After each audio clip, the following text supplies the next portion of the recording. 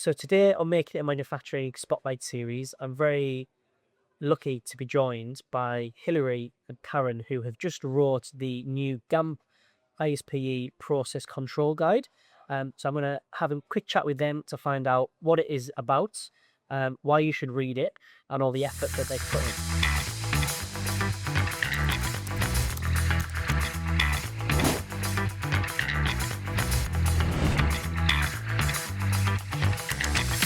So thank you for joining me over a busy day and a half. I know you're busy organising everything.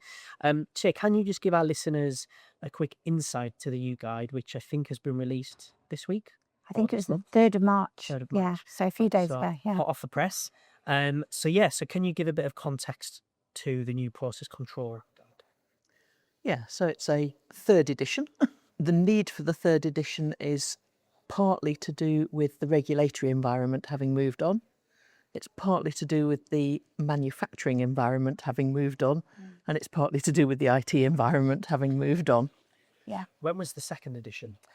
2011. So Okay, so we it's been were a long time then. well, yeah, but we were completely surprised by how much we needed to change in the guide from them, because we were both involved in that update as well. Yeah, so no cloud, no artificial intelligence, Modular systems. no personalised medicine. Yeah.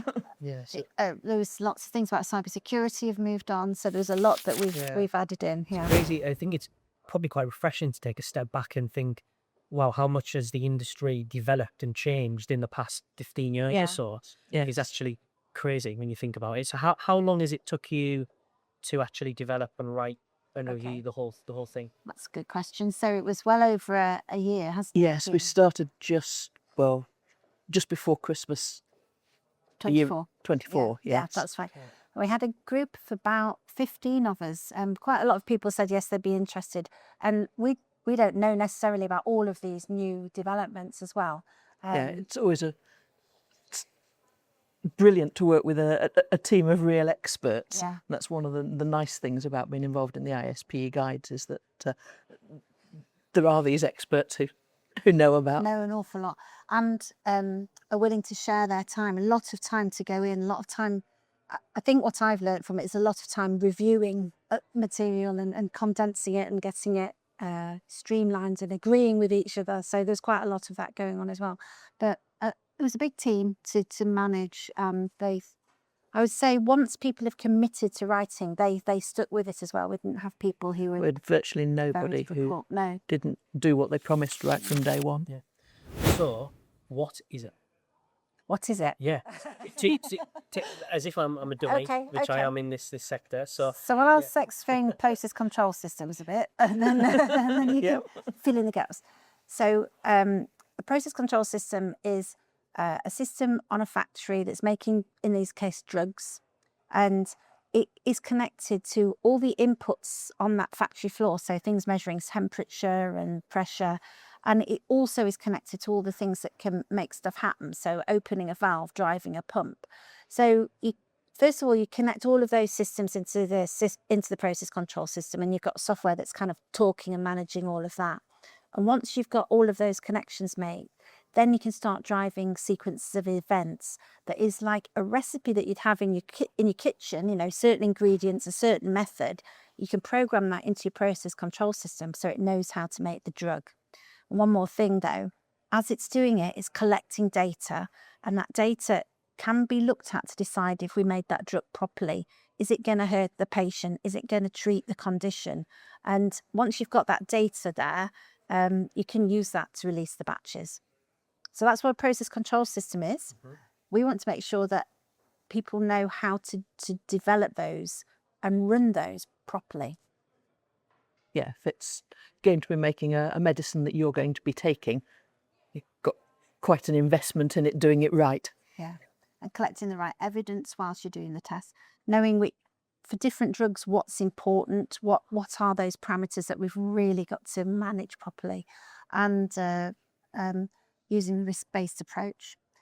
Using also, one of the things we say quite often in the book is you've got so many different suppliers coming in with all doing automation and developing process control systems, and you want to make sure that all of them are doing it properly, not just your main DCS supplier or something like that. How do you do that if you're not maybe in control of their system to a certain degree? Yeah. Or So part of the buying process for everyone should be that you do an assessment of that supplier, that the piece of, say it's in a piece of equipment that they're supplying is going to meet your needs and they're a good supplier.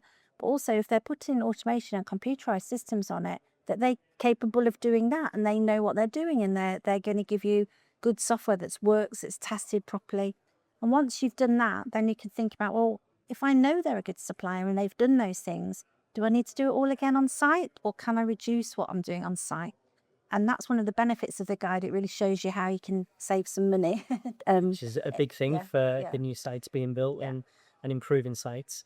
And are there any other major benefits, do you think, So from the guide this that this people should be? particular version of the guide, there's another big chunk of new work, which is trying to align it with the commissioning and qualification people. So you've got a process that you want to manufacture a drug. There's obviously some process equipment that's involved in doing that. And traditionally, there's been a bit of a siloed approach between the commissioning and qualification people who deal with the process equipment and the computer systems validation people who deal with the systems that control it. So we've done a lot of work on trying to streamline the process, allow everybody to be part of the same process rather than try and do it as two different ones. Because they're absolutely interconnected, aren't they? So the process control system is the brains of the piece of equipment. So you can't really run it without that. So you do need to work together. And is it, am I right in thinking it is a different type of qualification validation of the equipment and the process control? Are they two different? Yes, we would take, so the process, the process control system computerized side would become under computer system validation typically, but there's a big interconnection, and it's one of those places again where you can say, well, what have you already tested maybe in the FAT of the computerized system? What don't we need to do again when we're on site? So for the commissioning team running the actual piece of equipment with that software running, so. And all through the process. So if your process needs a particular temperature to be controlled, for example, the process equipment people are already doing some sort of risk-based analysis of what the risks are to patient safety if that doesn't happen.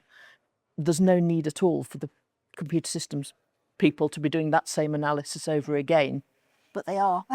But traditionally they have been. No, I think it's great time. I think the amount of new facilities that are being built across Europe and the US, and common challenges I hear all the time within these builds are from CSV validation type teams. They often need a lot more people to do this type of work. So I think if this guide can help save time and money, that would be a big benefit. So where can people find the guide? Where can they look for it? ISPE website. Yeah. Do they need to purchase it? Yes. You do? Yeah. Process control systems. It's called GxP. No, ISPE GxP process control systems is the name, which is slightly different to the second edition. So yeah, that's so they can go and do the members of ISPE get it for free? They don't get it for free, but they do get a discount. That's another benefit of being associated with ISPs. You get access to these new documents that can help with things. So no, thank you so much for taking the time to explain a bit about it and treat me like a dummy from that perspective. But it's definitely I hope our listeners and engineers out there do take a look at it, because I think it can add a lot of value, and the more we can increase the standards for everybody and all the hard effort that you volunteers have put in to produce it is a good thing. So yeah, thank you very much. Thank you very much. Thank you.